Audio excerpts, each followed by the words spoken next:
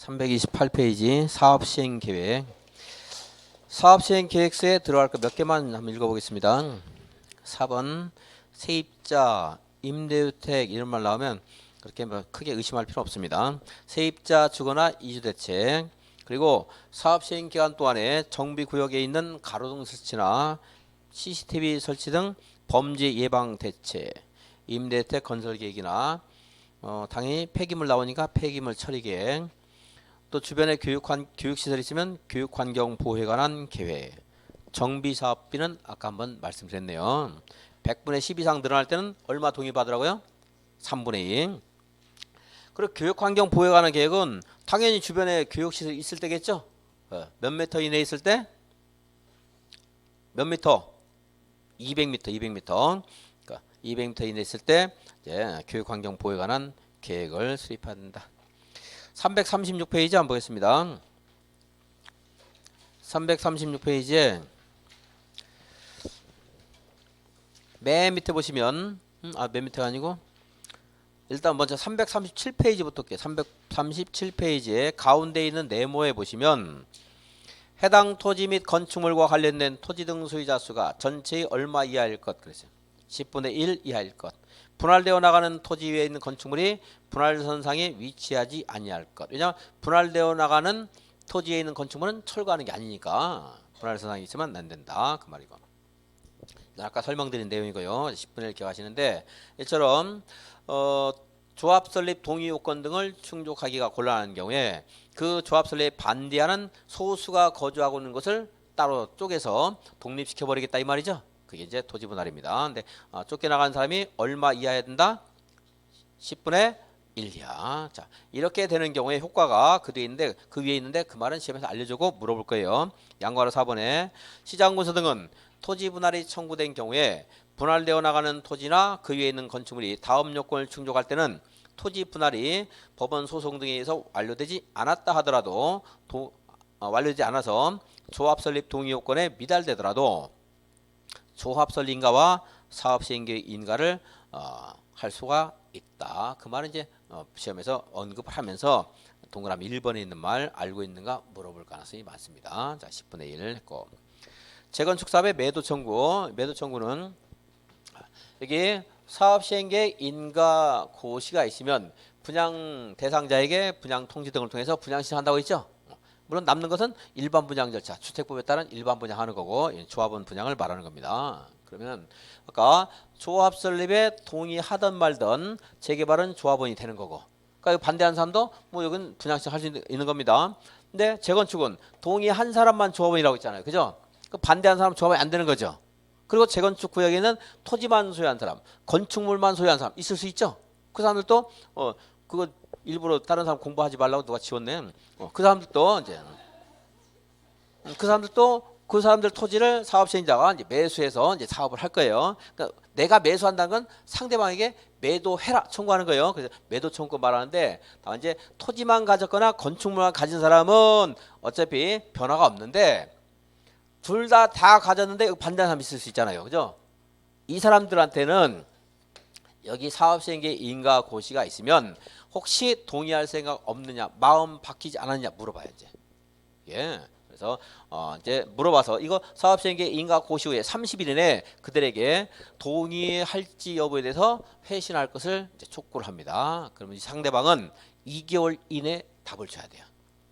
2개월 이내. 만약에 이제 2개월 동안 아무 말도 안 했다. 그럼 반대한 거예요. 처음 반대했던 사람이니까. 그리고 이제 반대 의사를 적극적으로 표시하는 사람도 있고 뭐 관심 없으니까 나는 아무 말도 안 한다. 2개월 지나면 그 사람은 이제 반대한 겁니다. 그럼 또 그대로부터 2개월 이내에 그 동의하지 않은 사람과 토지나 건축물은 따로 하나만 소유한 사람에게 이제 나한테 파세요 하는 매도 청구를 해야지.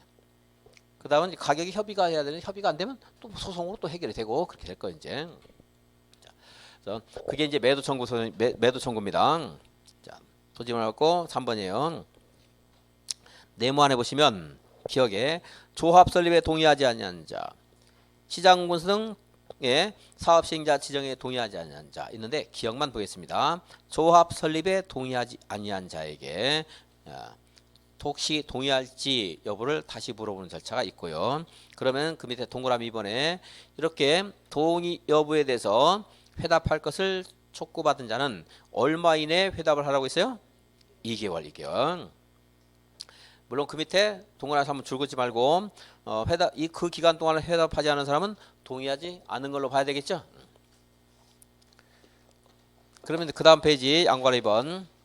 이렇게 해서 동의하지 않은 사람과 또 건축물만 가진 사람, 토지만 가진 사람에게 이제 어떻게 해야 돼요? 사업시행자가 매도할 것을 청구할 수 있다. 매도 청구. 그 밑에 문제 한번 나왔으니까 볼까요? 조합의 정관에는 아까 자정 와서 시비 건다 해서 정비구역이나 정비사업비 하는 것도 이제 있었는데 시험으로서의 가치는 공부할 가치는 떨어졌습니다. 안 나와요. 올해는 이제 똑같은 말이 절대. 이제 정관에 포함될 사항 하는 것은 뭐 한 10년쯤 있다 나올 가능성인데 그때도 얘가 안 나오고 다른 게 나올 겁니다. 그러니까 외워도 뭐 별 의미가 없어요. 이럴 때는 답은 얘였지만 다른 거 틀린 거 확인할게요. 조합 설립인가 후에 시장 군수 등이 토지주택공사 등을 사업시행자로 지정 고시한 때는 그 고시일에 조합 설립인가가 취소된 것으로 본다. 이것도 그렇게 뭐 공부를 많이 하는 부분 아닌데 조합을 설립을 인가했는데 조합이 사업을 일정한 기간 동안 원활하게 진행을 안 시키면 지정개발자 지정이라든가 이런 절차가 있다고 했죠. 하나는 봤었어요. 몇 년 동안 뭘 안 했어요? 2년 동안 사업시행인가를 신청하지 않았거나 이럴 때는 시장군수 등이 사업하거나 공사 등이 사업하거나 지정개발자 지정할 수 있는데 그럼 이제 지정개발자 지정 등을 하게 되는 고시를 또 해줍니다. 얘가 이제 됐습니다. 고시하면 그 다음날 이제 바뀌어요. 조합에는 정비사업조합 문자를 사용해야 되고, 그러니까 정비조합은 정비사업조합이라는 이름을 명확하게 명시를 해줘야 되고, 이것도 이제 혹가다 지문이 나오는 건데 작년에 나왔으니까 또 나올 가능성이 별로 없고 당분간 조합장이 자기를 위해서 조합과 소송할 때는 누가 조합을 대표해요? 감사가 대표하고 오피스를 건설 공급하는 경우에 준주거지역이나 상업지역 아닌 곳에서도 할 수 있다. 틀렸죠? 그래서 1번 답이고 341페이지 토지 수용 한번 보겠습니다. 이미 공부한 것들이에요. 이거는 공부를 꼼꼼히 하신 분들은 기억이 나는 분도 있을 겁니다. 341페이지에 주거환경 개선 사업이나 재개발 사업을 해서 또는 천재 지변이 발생해서 재건축 사업을 하는 경우에 긴급한 경우에는 토지를 수용 사용할 수 있어요. 수용 사용할 수 있는데 수용할 때 우리 법에 있는 규정 외에 필요한 것들은 무슨 법을 갖다 빌려 쓰면 돼요? 공익사업법, 공익사업을 위한 토지 등의 취득 및 보상에 관한 법률, 공익사업법을 준용하는데 거기는 뭐 사업인정 고시라는 절차가 있어요. 그게 있어야 수용할 수 있습니다. 그럼 사업인정 고시하고 여기 있는 거하고 뭐하고 같은 거예요? 자꾸 용어 설명했으니까 여러분들 알 수 있죠. 뭐가 있을 때 사업인정 고시를 본다? 사업시행계획 인가 고시하시면 사업인정 고시가 있은 것으로 본다. 이게 동그라미 2번에 있죠? 사업시행계획 인가 고시하시면 사업인정 및 그 고시가 있은 것으로 본다. 하는 것 조금 체크하시고 도시개발법에서는 뭐가 있을 때 사업인정 고시가 있었던 것으로 본다. 그랬어요. 세부 목록. 그러니까 거기서만 말했죠. 거기만 달라요. 실시계획 얘하고 같은 거거든요. 근데 도시개발법에서는 세부 목록 작성 고시가 있으면 사업인정 고시가 있었던 것으로 본다. 그래서 세부 목록이 시험에서 두 가지 면에서 작용한다고 그랬어요. 몇 번 보시면 기억나겠죠, 이제. 자, 343페이지 관리처분 계획입니다. 그러니까 칠판에 설명드렸고 지엽적인 것들은 그냥 보고 넘어가겠습니다. 사업시행자가 사업시행계획 인가 고시가 있으면 120일 내에 다음에 관한 사항을 토지 등 소유자에게 통지하고 또 분양 대상인 대지나 건축물의 내역을 공고를 합니다. 그러니까 그 대상자가 한정되어 있을 때는 통지, 설명 이런 것도 할 수 있죠. 그리고 일반도 분양을 이제 하기 때문에 공고를 하고 그러한 내용들은 뭐 틀리게 나올 게 별로 없고요. 분양 신청 기간은 30일 이상 60일 이내 그렇습니다. 345페이지에 여기서부터 칠판에 정리 한번 한 다음에 교재 확인해 주겠습니다.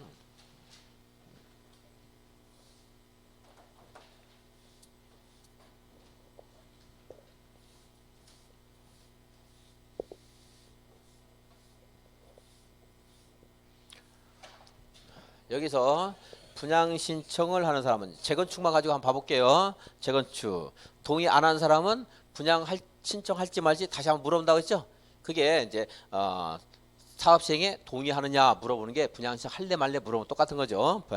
분양시청 여부를 물어보고, 그리고 일반 조합원들 이제 분양시청 했습니다. 분양시청 했는데 여기서도 다 해야 되는 게 아니고 분양시청 안 하는 사람도 있을 수가 있어요. 자기가 처음에는 조합사업이었는데가 들떠서 했는데 막 시간 너무 오래 걸리고, 그리고 성공할지 말지도 모르겠어요. 아직도 한참 일이 많이 남아 있어요. 그래서 분양시청 안 하는 사람도 있고, 했다가 철회한 사람도 안 했다고 보면 되는 거죠. 철회한 사람이 있을 수 있고, 그리고 분양 대상에서 제외되는 사람도 있습니다. 제외되는 사람이 있는데 과소 토지 권리 가액이 너무 작아서 분양 대상에서 제외할 수 있는 경우도 있을 수 있고, 그리고 이런 경우인데 지금 오늘 체크는 안 하겠습니다. 규제에서 여기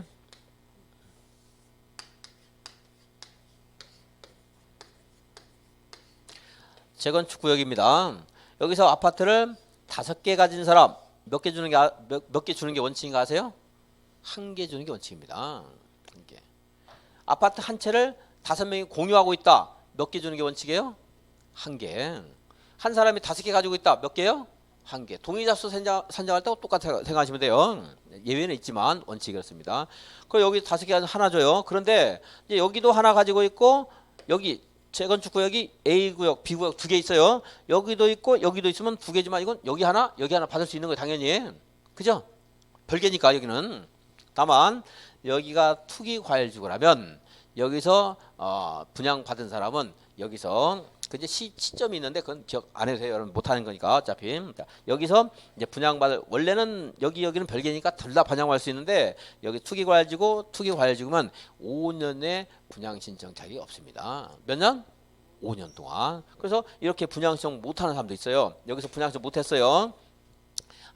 여기서 안 했어요. 철회했어요. 어쨌든 분양받지 않는 사람이에요. 한마디로 말하면 그 사람들에 대해서는 관리처분계획에서 분양 신청 안 한 사람은 여기 그 내용이 없겠죠. 분양 대상자에 대한 권리가 있고, 이 사람들에 대해서는 따로 관리처분계획 인가 고시 다음 날로부터 90일 이내에 이 사람들에 대해서 손실보상에 관한 협의를 해야 되지. 손해를 받잖아요. 이 사람들은 또 그동안 또 조합은 경비도 냈을 수 있어요. 그런 거 다 해서 어떻게 해야 돼? 손실보상에 관한 협의를 해야 됩니다.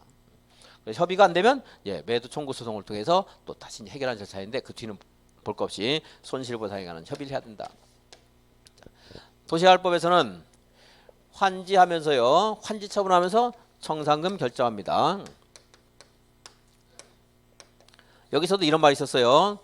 다만 환지를 정하지 아니한 토지에 대해서는 환지 처분하기 전에 청산금을 결정해서 교부할 수 있다. 그런 거 있었어요. 그런데 여기서는 정비법에서는 토지의 문제가 아니고 내가 거주하는 주택의 문제예요. 분양신청 한 사람이야 그 공동체로서 계속 이제 어디 그 거주 대책 같은 거, 전세자금 같은 거 융자받아서 공급하겠지만, 여기 분양신청 하려고 했다가 안 한 사람은 아까 아예 자격 없는 사람 매도 청구해서 돈 받아갔고요. 분양신청 자격 있는데 분양신청 안 한 사람들은요, 이때까지 기다릴 수가 없어요. 그죠? 땅 주인은 농사 좀 안 지어도 되지만 이 사람은 지금 주택에 거주하는 사람인데 앞으로 10년 있다가 청산금을 주면 이 사람은 10년 동안 어디 가서 살겠어요? 안 되겠죠? 그래서 이 사람은 관리처분계획 인가 고시 다음 날부터 90일 이내에 손실보상에 관한 협의를 해야 돼요. 의무적으로. 환지 부지정은 뭐 해도 되고 안 해도 되고 하는데, 여기 언제 한다고요? 관리처분계획 인가 고시 다음 날부터 며칠? 90일 이내에 해야 됩니다. 그래서 이건 다 물어볼 수 있어요. 사업시행계획 인가 고시가 있은 다음 날부터 할 수 있는데, 그게 아니고 언제예요? 분양 신청 안 한 사람이니까 이거 있어야 돼. 이거 관리처분계획 인가 고시 1로부터는 안 되고 다음 날부터. 그렇습니다. 그래서 외우기 위해서 이 사람들은 여기에 계속 있는 사람이에요? 떠나가는 사람이에요? 떠나가는 사람이에요. 제가 분명히 떠나간다고 그랬어요. 떠나간다고. 그러니까 관리처분계획 인가 고시 다음 날부터 90일 해가지고 숫자 다, 얘가 틀리게 나올 수 있고 얘를 틀리게 할 수도 있고 얘를 틀리게 할 수도 있고 다 해야 돼요. 그러니까 떠나간다고 해서 이것이고, 자, 이제 이 떠나간 사람 봤고요. 다음에 이제 관리처분계획 수립과 관련된 거 보겠습니다. 이때 아까 여기서 봤네요. 여기 아까 5개 가진 사람 볼게요. 5개. 한 사람이 여러 개의 주택을 가지고 있습니다. 여러 개의 토지를 또 가지고 있습니다. 그럴 때 몇 개 주는 게 원칙이라고요? 1주택. 근데 좀 예외가 있습니다. 한 사람이 여러 개 가지고 있을 때 여러 개 줘도 되는 경우가 있어요. 이게 좀 투기라든가 이런 걸 좀 억제하고 개발 이익을 누구 특정인에게 너무 많이 주는 것을 억제하려고 이거 줬잖아요. 그죠? 국가 투기해요, 안 해요? 지자체 합니까, 안 합니까? 공사 등 합니까, 안 합니까? 얘네들은 가진 주택 수만큼 공급해도 돼요. 국가, 지자체, 토지택 공사 등에게는 소유한 주택 수만큼 공급할 수 있다. 그리고 얘네들이 뭐 개발 이익 좀 많이 가져가더라도 공익에 사용할 거니까 좀 가져가도 됩니다. 또 여기에 주택을 어느 자가 여러 개 가지고 있는데 그 용도를 봤더니 근로자 숙소, 기숙사로 쓰고 있대요. 그럼 이것도 똑같이 일반적인 주택처럼 취급해서 너 10개 가지고 있는데 하나만 가져가라 해가지고 하면은 근로자들이 나머지 9개 있는 사람들 어떻게 하겠어요? 쫓겨나야 되니까 안 되겠죠? 그래서 근로자 숙소나 기숙사는 소유한 주택수만큼 공급할 수 있고 용도상. 또 국가 균형 발전에서 지방으로 이전하는 공공기관이 있을 수 있어요. 지방으로 이전한 한국전력이라든가 무슨 토지택공사 지방으로 이전 최근에 많이 했잖아요. 그죠? 걔네들은 원래 여기 주택을 가지고 있으면 몇 개 받을 수 있다고 했어요. 가진 것만큼 받을 수 있거든요. 원래 공공기관. 얘하고 얘는 같은 말은 아니지만 그냥 그렇게 하세요. 근데 그 기관이 지방으로 이전하면서 거기에 그 근로자들이 아니면 사원들이 숙소는 지방 가서 다시 마련해야 되잖아요. 얘가 팔아야 되지 이거. 그래서 이거를 양수한 사람이지. 이걸 양수한 사람. 그럼 얘하고 똑같이 취급해도 되잖아요. 그죠?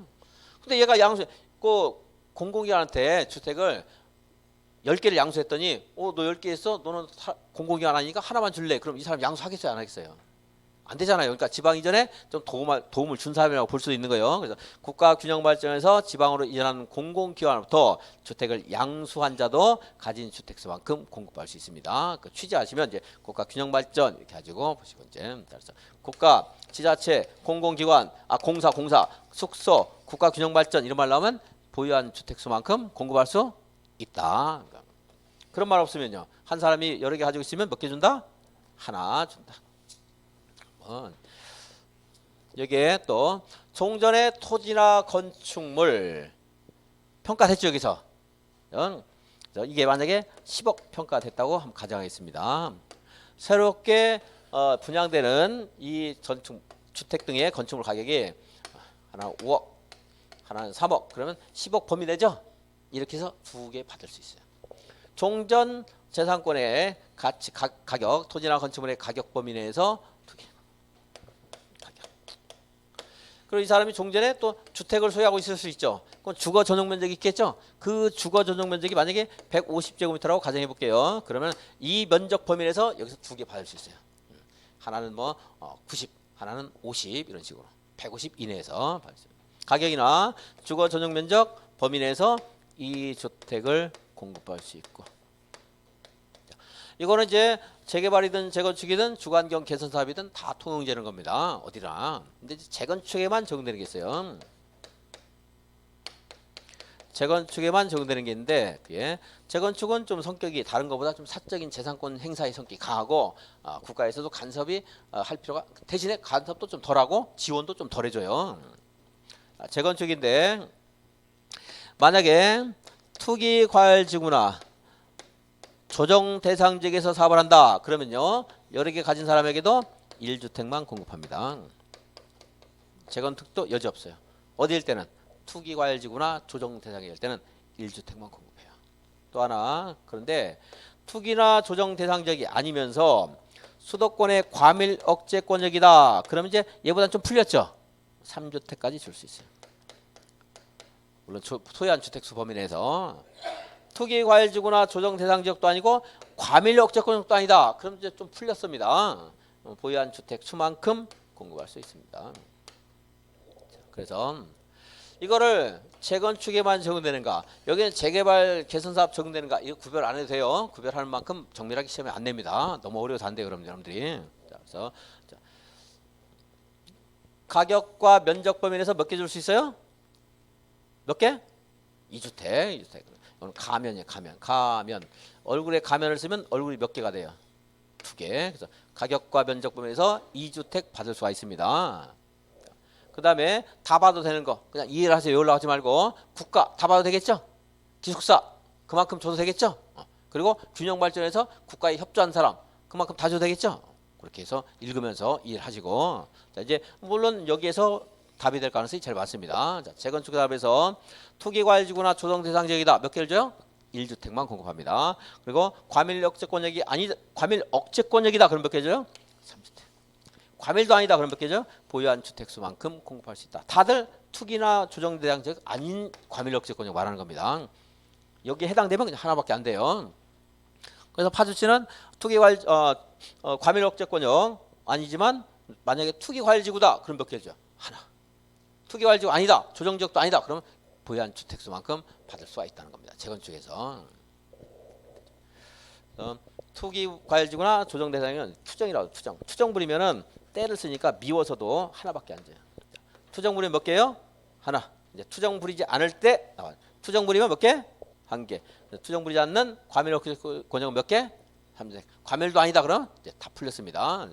보유한 주택수. 그럼 대표적으로 얘 외워놓으면 되겠네요. 얘보다 제한이 강하면 1주택. 여기서 풀리면 소유한 주택수만큼. 자, 과밀 억제권역이다. 몇 개?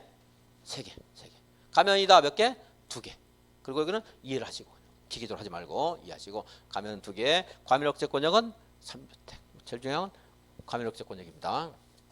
여기서 풀면 되니까 다른 건 좀 쉽게 풀릴 수 있어요. 자, 단순화시켜서 투정부리 몇 개? 하나. 과밀 아니면 몇 개? 소유한 주택수만큼 공급할 수 있다. 이게 이제 관리처분 계획이고 이 관리처분 계획의 기준과 관리처분의 기준이란 말이 약간 알쏭달쏭하면서 비슷하면서 다른 말인데 여러분 구별하지 마시고 자 관리처분의 기준을 수립할 때는 원래 이제 그 기준이 있습니다. 그 기준이 있는데 그 기준과 달리 할 수도 있어요. 재건축사업에서 토지등 소유자 조합원 전원이 동의하면 관리처분의 기준을 달리할 수 있다. 뭐 간단히 예를 들어준다면 재건축에서 여기 복리시설 소유한 사람은 복리시설 주는 게 원칙이에요. 그 원칙에 벗어난 기준들도 있는데 근데 하지만 여기 새로 건축된 주택이 많고 분양이 잘 안 될 것 같아요. 그럼 전원 동의하면 그 상가 건물 가진 사람도 주택 하나 받을 수 있다. 이런 식으로 관리처분의 기준을 따로 정할 수 있다. 어떻게 하면 전원 동의하면 이제 관리처분의 기준 하나 체크하고 자 공사가 다 끝났습니다. 준공인가를 받고 공사하려고 고시하면 그다음에 이제 사용을 하는 건데 혹시 이렇게 해도 되나요? 여기가 정비구역인데 구획별로 해서 준공인가 받을 수 있다 없다? 있다. 다 완료되면 동별로 받을 수 있다 없다? 있다. 동별로도. 그리고 준공인가 받은 후에 사용해야 되지만 준공인가 전에 어떤 특정한 건축물을 해서 시장 군수 등에게 사용 허가를 받았어요. 사용할 수 있다. 이건 이제 건축법에 가면 임시 사용 승인이나 마찬가지예요. 임시 사용 승인. 그리고 전체 끝나는 것이 이제 사용 승인이 되는 거고 동별로도 사용 승인 또 받을 수 있고 이거는 도시활법, 정비법, 주택법, 건축법 어디든 이런 말이 나올 수가 있습니다. 자, 준공인가 공사하려 고시하면 이제 소유 관리처분 방식일 때는 어떻게 소유권 이전해야 되는데 청산금 같은 것들은 여기서는 잘 안 물어봅니다. 환지처분 공부에서 그냥 유추해가지고 찾으시면 돼요. 이거 청산금 소멸시효 몇 년인가 혹시 아세요? 공법상의 채권 소멸시효는 몇 년? 5년. 그거 이제 그거 가지고 이제 찾으면 되는 거예요. 이제 그래서 소유권 이전 고시하면 언제 소유권 이전됩니까? 소유권 이전 고시일 다음 날 이전된다는 거. 이제 지금까지 본 거 확인하겠습니다. 345페이지 맨 위에 분양 신청하지 아니한 자, 이 사람은 떠나간다고 그랬죠? 그래서 관리처분 계획 인가 고시 다음 날로부터 며칠? 90일이네. 그래서 관리처분 계획 다음 날 90일. 네모 안에 보시면 줄 긋지 말고 그냥 하나처럼 생각하셔야 돼요. 하나처럼 분양 신청하지 않은 사람, 철회한 사람, 투기 과열지구에서 분양 신청할 수는 분양 신청 대상에서 제외되는 사람. 그리고 관리처분 계획에 따라 그 계획에서 정한 기준에 따라 분양 대상에서 제외된 사람. 어쨌든 다 분양 신청하지 않고 떠나간다고 하는 사람이에요. 다음 페이지. 관리처분 계획의 내용 몇 개만 체크해 보겠습니다. 공부한 거 가지고 이런 게 관리처분 계획이 있다 알 수 있는 것들만 보겠습니다. 몇 개. 3번 분양 대상자별 분양 예정 대지나 건축물의 가격 추산액 그랬지만 아직 확정 안 됐으니까 그냥 가격 이렇게 읽어도 된다고 했죠? 346페이지. 다음에 5번에 분양 대상자별 종전 토지나 건축물의 사업 시행계 인가 고시가 있었던 날 기준 하는 말 보지 말고 그냥 가격 그렇게 하라고 있습니다. 종전 토지나 건축물의 가격. 6번 정비사업의 추산액과 조합원의 분담 규모. 분양 대상자별 종전 토지나 건축물의 소유권이 아닌 지상권 같은 거 있을 수 있잖아요. 다 나중에 청산금을 결정하거나 할 때는 다 감안사항이 되니까 여기 다 평가가 돼 있어야 합니다. 세입자에 대해서도 권리에 관한 명세서가 여기에 다 포함이 돼야 되겠죠. 다음 페이지 아랫부분에 미음 347페이지. 다음 페이지는 옆에 페이지를 말하는 거죠. 미음 1세대가 또는 한 명이 하나 이상의 주택이나 토지를 소유했다. 몇 개를 줘요? 하나. 주택 공급에서 1세대 하는 것은 한 명하고 똑같다고 생각하시면 됩니다.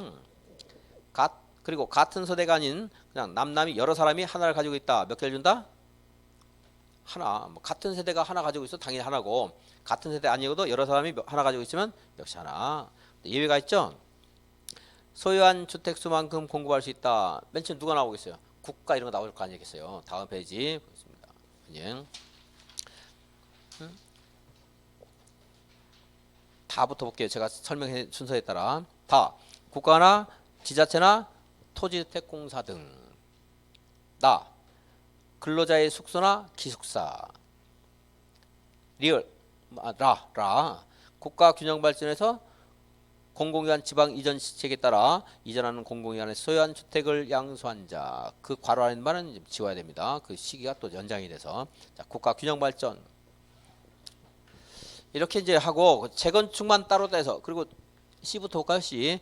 가격이나 종전주택의 주거 전용 면적 범위 안에서 2주택을 공급할 수 있다. 이거 하나 받고, 다음에 이제 쭉 맨 위로 올라가면 그게 이제 재건축에서 과밀 억제권역이 아니다 그랬어요. 그럼 몇 개 줄 수 있다고 했어요.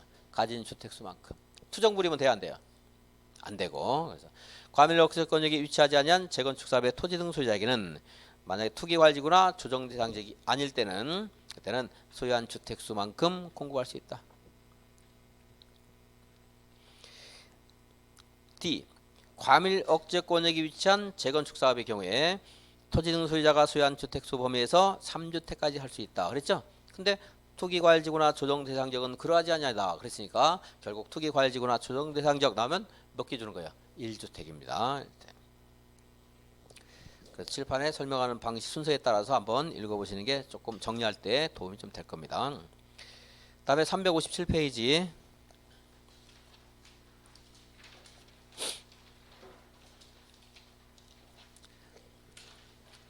준공인가 맨 위에 이제 준공인가 고시가 있으면 그때는 정비구역은 해제가 되는 것을 봅니다. 근데 뭐 그 중요하지 않고, 관리처분 방식일 때는 관리처분계획에 따른 이전 고시가 있을 때를 말한다는데, 뭐 이거는 환지 방식하고 관련해서 똑같은 구조니까 이거는 한번 보셔야 되겠습니다. 환지 방식일 때 공사 완료 공고일 다음날 해제되는 게 아니고 환지 처분까지 해야 해제된다고 했죠. 그냥 환지 처분이라는 절차, 청산금 지급 결정하는, 청산금 결정하는 절차, 중요한 결정이 아직 남았어요. 여기도 관리처분 방식일 때도 소유권 인정 고시하는 때까지는 아직 정부의 존치합니다. 근데 그 밑에 있는 거 작년에 답으로 나왔던가 지문에 나왔기 때문에 중요도는 좀 떨어졌는데 어렵지 않으니까 한번 확인하겠습니다. 정비구역이 해제됐다고 해서 조합이 바로 해산되는 건 아닙니다. 이건 도시개발법에서도 비슷한 설명을 하게 되는데 그때 나중에 이제 대의원에 관해서 설명을 한번 하겠는데요.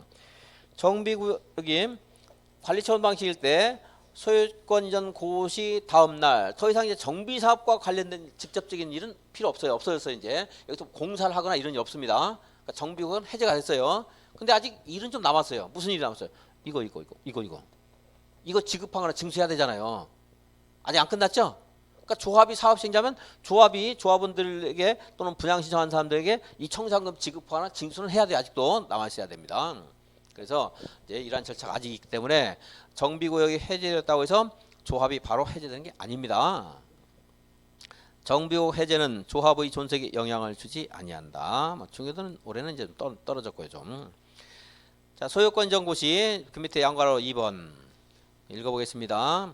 사업 시행자가 대지 건축물 소유권을 이전할 때는 그 내용을 해당 지자체 공보에 고시를 하고 시장군수 등에게 보고해야 된다. 이 경우 대지나 건축물을 분양받을 자는 고시가 있은 날의 다음 날에 대지나 건축물에 관한 소유권을 취득한다. 여기까지가 이제 그 정비사업에서 이제 공부했던 절차입니다. 뭐 소멸시효 같은 것들은 앞에서 공부하고 재탕이기 때문에 지금은 안 하겠고요. 맨 뒤에 한번 OX 문제 한번 풀어보죠. 시간이 조금 있으니까. 375페이지. 앞에서 공부한 것도 있고 안 한 것도 있는데 한번 보겠습니다. 1. 주관경 개선 사업이 1호 방식이나 3호 방식으로 시행되는 경우에 해당 지역은 3종 일반 주거지로 지정된 것으로 본다. 네. 1, 2, 3, 4호가 있는데 몇 호 방식으로 할 때 아파트 같은 그런 대규모 건축 행위가 행해지겠어요? 몇 호 방식일 때?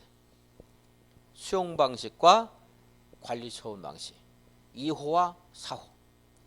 1호나 3호는 잘 생각해보면 1호는 정비 기반시설을 설치해줬더니 복습이라고 생각하시면 돼요. 이건 뭐 이 용도는 여러분들이 잘 들으면 알 수 있어요.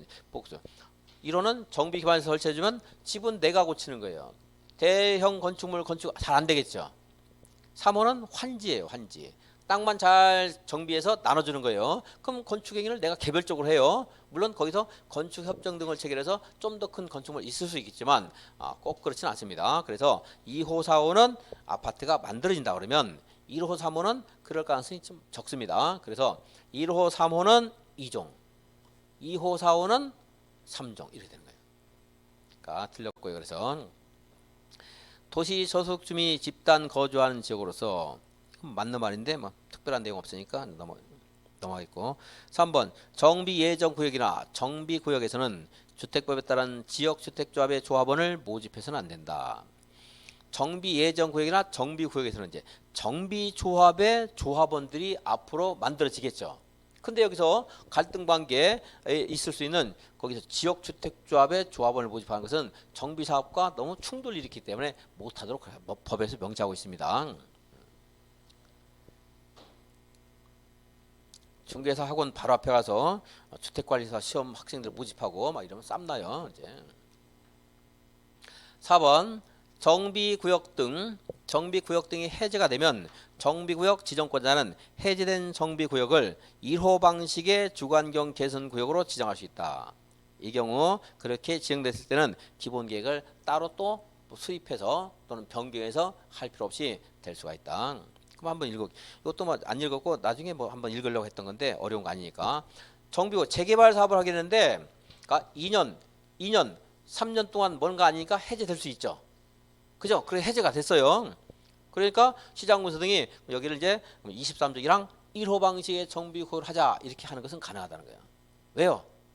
도로 같은 것만 설치해주고 떠날 거잖아요. 여기는 제일 경미한 행위죠. 정비사업 중에 제일 경미한 거. 그리고 정비 기반시설 같은 거 설치하는 것은 주민들의 삶의 질을 향상하는데 아무 전혀 뭐 방해될 게 없으니까 그렇게 이제 할 수도 있다는 겁니다. 물론 나와도 맞는 말 나올 거예요. 그래서 지금 안 했던 건데. 재개발 사업의 경우에 정비구역에서 인가받은 관리처분계획에 따라 주택, 부대시설, 복리시설 및 오피스를 건설해서 공급하는 방법을 한다. 아니고에는 환지도 할 수 있고 관리처분 방식도 할 수 있죠. 물론 이 말은 재개발 사업은 이러한 방식으로 할 수도 있다. 그럼 맞는 말이 돼요. 왜냐하면 재개발은 거기는 건축물 했지만 건축물에는 주택, 부대시설, 복리시설, 오피스를 다 포함될 수 있으니까 맞는 말인데 근데 재개발은 이걸로 한다 하니까 그 말은 틀린 거예요. 뭐라고 하면 맞는 말이 돼요? 재건축은 이 방법을 한다 하면 그 말은 맞는 말이 되죠. 이제 재개발은 이거 말고도 좀 더 다양한 방법이 있을 수가 있죠. 다음 페이지 6번 재건축은 조합이 시행하거나 조합원 과반수의 동의를 받아 시장, 군수 등 토요택공사 등 건설업자 또는 등록사업자와 공동을 할 수 있다. 제가 이건 교재에서 안 읽었는데 조합이 해도 되고요. 조합이 혼자 다 하지 않고 이익도 조금 줄이지만 위험을 감소할 수 있는 전문가 함께 하더라도 문제 없겠죠. 등등과 같이 하거나 건설업자 등과 같이 할 수도 있습니다. 재개발 사업도 마찬가지고 주관경 개선 사업의 경우에 국장, 특별시장, 광역시장, 도지사도 시행자가 될 수 있다. 주관경 개선 사업은 등이 한다고 했죠. 등이 누구예요? 시장, 군수 등, 공사 등 얘네들이 하는 거고 개념보다 높은 이 사람들은 여기 동네 사업에 간섭 안 합니다. 재건축 사업조합은 관리처분 계획을 인가받은 후에 건설업자나 등록사업자를 시공자로 경제 입찰의 방법으로 선정해야 된다. 사업시행 계획 인가를 받았는데 그거를 저는 시점은 안 따졌는데요. 그냥 무시하고 안 하겠습니다. 하지 말고. 이거 본다고 도움도 안 돼요. 시험 써먹지도 못해요. 다 까먹습니다. 경제 입찰이다. 이거 마시고. 근데 경제 입찰 안 할 수도 있다고 했죠. 그것만 기억하시죠. 그것만. 그런 거 나왔을 때 틀리지 말고 이런 거 나오면 틀려주고 그런 것들은. 시점 같은 기억 안 나요. 써먹을 수도 없어요. 자주 물어보는 질문도 아니에요. 근데 모든 걸 다 하라고 해가지고 슬쩍 주마등처럼 스르륵 넘어가지고 시험장에 떠오른다. 절대 불가능하기 때문에 꼭 기억해서 정확히 잡고 왜 그런가까지 공부를 하려고 노력을 해주시는 거예요. 그래서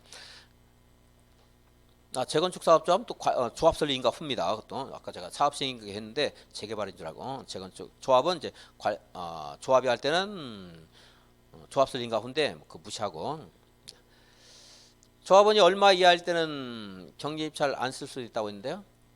100명 이하일 때 그것만 마시고 재건축 사업을 위한 안전 진단은 주택단지 안에 있는 겁니까? 주택단지 밖입니까? 정비구역 아닙니까? 어디 보여요? 주택단지 공동주택입니까? 아니면 복리, 부대시설 포함한 거예요. 포함한 거. 주택단지에 있는 건축물을 대상으로 한다. 재건축 사업의 조합원은 조합 설립에 동의한 토지 등 소유에 한한다. 맞아요, 틀려요? 재개발은 동의한 사람 아니어도 돼요. 재건축은 동의한 사람만 조합. 동의한 사람만. 조합원 총수가 100명 이상일 때는 대의원을 두어야 한다. 오타가 좀 있는데 대위원회가 아니고 대의원회. 조합에 관해서 이 법에 규정된 경우를 제외하고는 민법 중 사단법인에 관한 규정을 준용한다. 이건 틀리게는 안 할 겁니다. 시험에서. 13번 재개발 사업 시행자가 조합일 때 정비사업비의 100분의 50, 100분의 30 이상 100분의 50 이하의 범위에서 조례가 정하는 금액을 예치하게 된다. 근데 조합이 아니고 토지 등 소유자가 사업할 때인데 이건 강의를 안 했습니다. 그냥 보류. 그냥 읽고만 넘어갈게요. 14번 이것도 안 했으니까 보류. 15번은 아예 지워버리고 보지도 마시고.